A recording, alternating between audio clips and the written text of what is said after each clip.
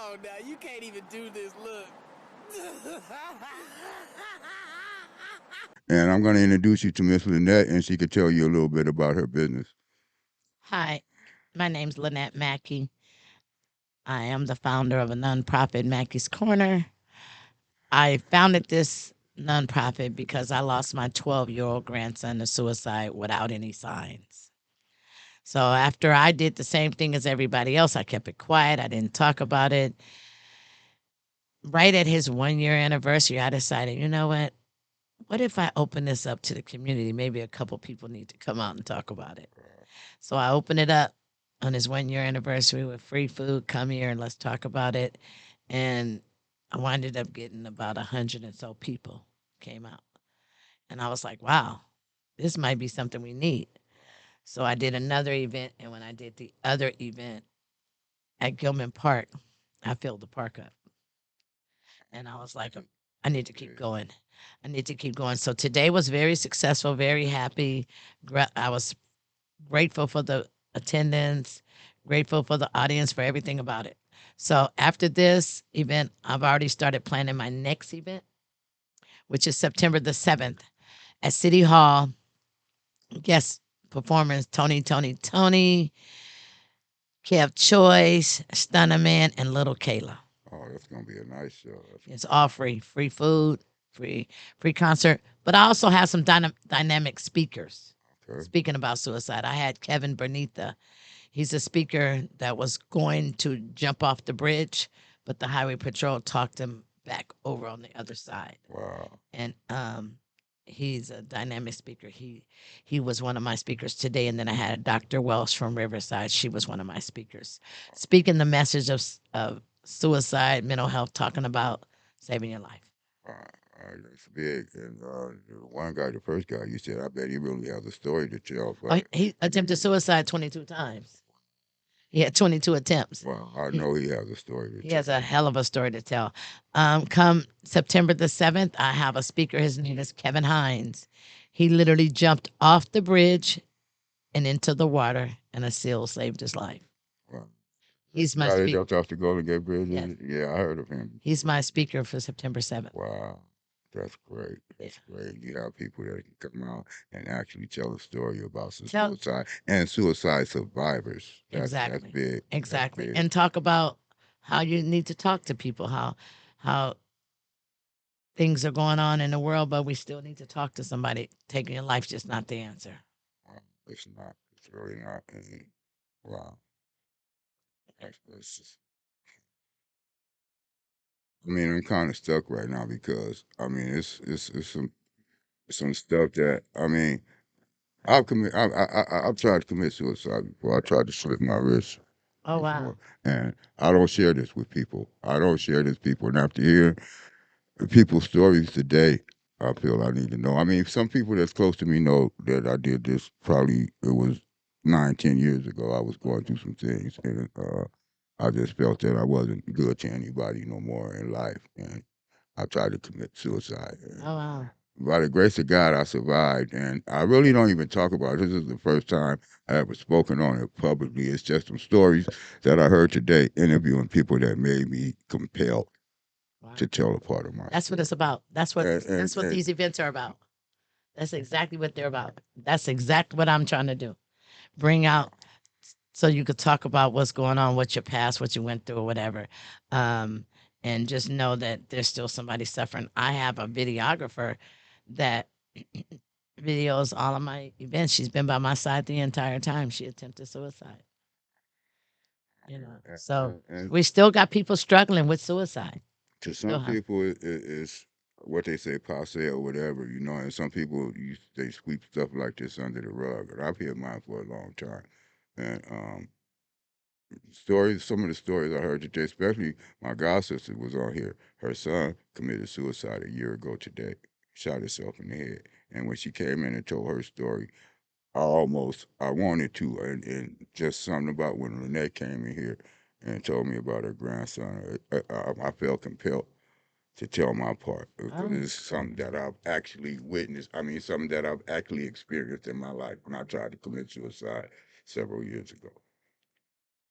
I get a lot of phone calls from people that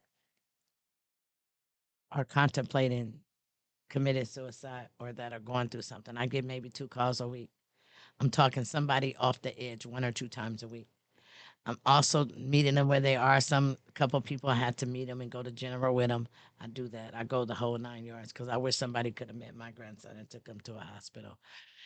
I do it with a lot of kids. They go to Edgewood. I've gotten a rapport with the hospitals. They know my name. They like here come like the person that's coming in has to tell them they have to give them the phone so I know that they're okay. I've been up for 3 4 hours with you. I want to make sure you're okay on this one. So I built a rapport. I built a name for myself under suicide, behind suicide. That's good.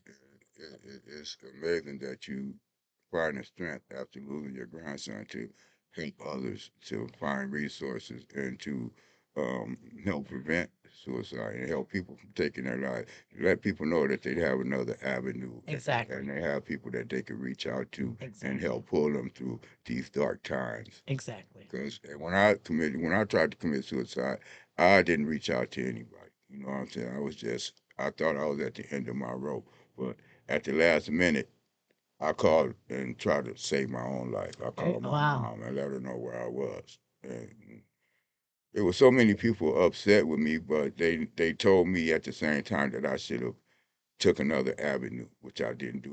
They told me I was being stingy, because I didn't share what I was going through, and I could have got help to where I wouldn't even have to go through that stage. That's So, right. That's right. And that's the goal today.